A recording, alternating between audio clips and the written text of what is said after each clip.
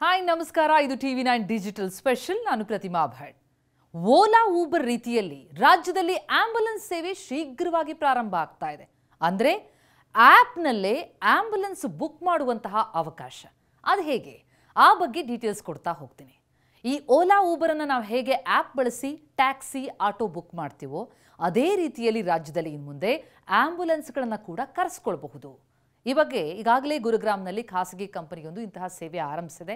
ಅದೇ ಮಾದರಿಯಲ್ಲಿ ರಾಜ್ಯ ಸರ್ಕಾರ ಕೂಡ ಆಂಬ್ಯುಲೆನ್ಸ್ ಸೇವೆ ಕಲ್ಪಿಸುವುದಕ್ಕೆ ಮುಂದಾಗ್ತಾ ಇದೆ.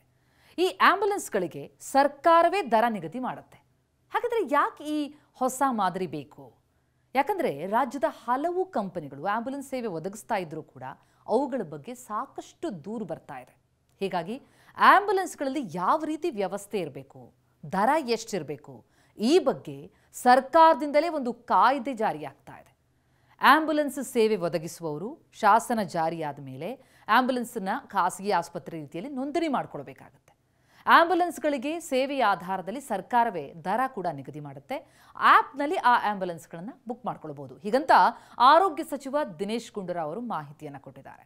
ರಾಜ್ಯದಲ್ಲಿನ ವೈದ್ಯಕೀಯ ಆಂಬ್ಯುಲೆನ್ಸ್ ಸೇವೆಯನ್ನು ಇನ್ನು ಮುಂದೆ ಕರ್ನಾಟಕ ಖಾಸಗಿ ವೈದ್ಯ ಸಂಸ್ಥೆ KPME ಕಾನೂನಿನ ಅಡಿಯಲ್ಲಿ ತರುವುದಕ್ಕೆ ನಿರ್ಧಾರ ಮಾಡಲಾಗಿದೆ.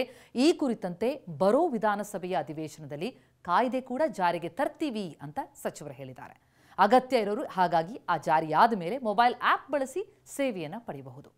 ಈ ಆಂಬ್ಯುಲೆನ್ಸ್ ಸೇವೆಗೆ ಆ್ಯಪ್ ಅಂತಂದರೆ ದುಬಾರಿ ದರ ತಪ್ಪಿಸೋದಕ್ಕಾಗಿ ಹೊಸ ಮಾನದಂಡನ ಹಾಕಿದ್ರೆ. ಯಾಕಂದರೆ ರಾಜ್ಯದಲ್ಲಿ ಈಗೇನಿದೆ ಆಂಬ್ಯುಲೆನ್ಸ್ ಒದಗಿಸ್ತಾ ಇರುವಂತಹ ಸೇವೆ, ಅದರ ಗುಣಮಟ್ಟದ ಬಗ್ಗೆ ದೂರಿದೆ.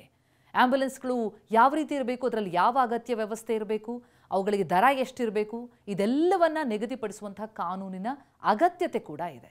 ಹೀಗಾಗಿ ಈ ಮೊಬೈಲ್ ಹೆಲ್ತ್ ಯೂನಿಟ್ಗಳು ಅಥವಾ ಆಂಬ್ಯುಲೆನ್ಸ್ ಸೇವೆ ಒದಗಿಸುವವರು ಖಾಸಗಿ ಆಸ್ಪತ್ರೆ ರೀತಿಯಲ್ಲಿ ಈ KPME ಅಡಿಯಲ್ಲಿ ನೋಂದಣಿಯನ್ನು ಮಾಡಿಕೊಳ್ಬೇಕಾಗತ್ತೆ. ಆ ನೋಂದಣಿಯಾಗುವಂತಹ ಆಂಬ್ಯುಲೆನ್ಸ್ಗಳಿಗೆ ಅವುಗಳು ಒದಗಿಸುವಂತಹ ಸೇವೆಯ ಆಧಾರದಲ್ಲಿ ದರ ನಿಗದಿಪಡಿಸಲಾಗುತ್ತೆ. ಆ ಆಂಬ್ಯುಲೆನ್ಸ್ ಸೇವೆಯ ಅಗತ್ಯ ಇರೋರು ಆ್ಯಪ್ ಮೂಲಕವೂ ಕೂಡ ಬುಕಿಂಗ್ ಮಾಡುವಂಥ ಸೌಲಭ್ಯ ಒದಗಿಸಲಾಗುತ್ತೆ. ಓಲಾ ಊಬರ್ ಆ್ಯಪ್ ರೀತಿಯಲ್ಲಿ ಆಯ್ಕೆ ಮಾಡಿಕೊಳ್ಳುವಂಥ ಮುಕ್ತ ಅವಕಾಶವನ್ನು ಆಂಬ್ಯುಲೆನ್ಸ್ನ ಸೇವಾ ಗ್ರಾಹಕರಿಗೂ ಕೊಡಬೇಕು. ಆ ನಿಟ್ಟಿನಲ್ಲಿ ಪಾರದರ್ಶಕ ಆಯ್ಕೆಯ ವ್ಯವಸ್ಥೆ ಜಾರಿಗೆ ತರ್ತಾ ಇದ್ದೀವಿ. ಅದರಿಂದ ಈ ಬೇಕಾಬಿಟ್ಟಿ ಹಣ ಪಡೆಯೋದನ್ನು ತಪ್ಪಿಸಿದಂತಾಗತ್ತೆ ಅನ್ನೋದು ಸಚಿವರ ಹೇಳಿಕೆ. ಈಗಿನ ವ್ಯವಸ್ಥೆಯಲ್ಲಿ ಆಂಬ್ಯುಲೆನ್ಸ್ನಲ್ಲಿ ಗುಣಮಟ್ಟವೇ ಇಲ್ಲದ ಪ್ರಕರಣಗಳು ಬಹಳ ಹೆಚ್ಚಾಗಿ ಕಂಡು ಬರ್ತಾ ಇದೆ. ಕೇವಲ ಒಂದು ಬೆಡ್ ಇಟ್ಕೊಂಡಿರ್ತಾರೆ ಆ ವಾಹನಗಳಲ್ಲಿ. ಹೀಗಾಗಿ ಆಂಬ್ಯುಲೆನ್ಸ್ಗೆ ಮಾನದಂಡ ರೂಪಿಸ್ತಾ ಇದ್ವಿ. ಜೊತೆಗೆ ಖಾಸಗಿ ಸಂಸ್ಥೆ ಮೂಲಕ ನಡೆಸ್ತಾ ಇರುವಂತಹ ಈ 108 ಆರೋಗ್ಯ ಸೇವೆ ಏನಿದೆ ಅದನ್ನು ಕೂಡ ಸರ್ಕಾರದ ಸುಪರ್ದಿಗೆ ಪಡೆದುಕೊಳ್ಳಲಾಗುತ್ತೆ. ಹಾಗಾಗಿ ಮುಂದೆ ಈ ವಾಹನಗಳೆಲ್ಲವೂ ಕೂಡ DC, CO, DHO ಅವರ ಕಂಟ್ರೋಲ್ನಲ್ಲಿ ಇರುತ್ತೆ ಅಂತ ದಿನೇಶ್ ಗುಂಡೂರಾವ್ ಅವರು ತಿಳಿಸಿದ್ದಾರೆ. ಆಂಬ್ಯುಲೆನ್ಸ್ ಹೇಗಿರಬೇಕು, ಎಷ್ಟು ಶುಲ್ಕ ಪಡಿಬೇಕು, ಈ ಮಾನದಂಡ ರೂಪಿಸಲಾಗುತ್ತೆ. ಅದನ್ನು ಬರುವ ಅಧಿವೇಶನದಲ್ಲಿ ಮಂಡಿಸಲಾಗ್ತಾ ಇದೆ. ಅದು ಹೇಗೆ ಇಂಪ್ಲಿಮೆಂಟ್ ಆಗುತ್ತೆ ಎನ್ನುವಂತಹ ಕುತೂಹಲ ಖಂಡಿತ ಇದೆ. ನಮಸ್ಕಾರ.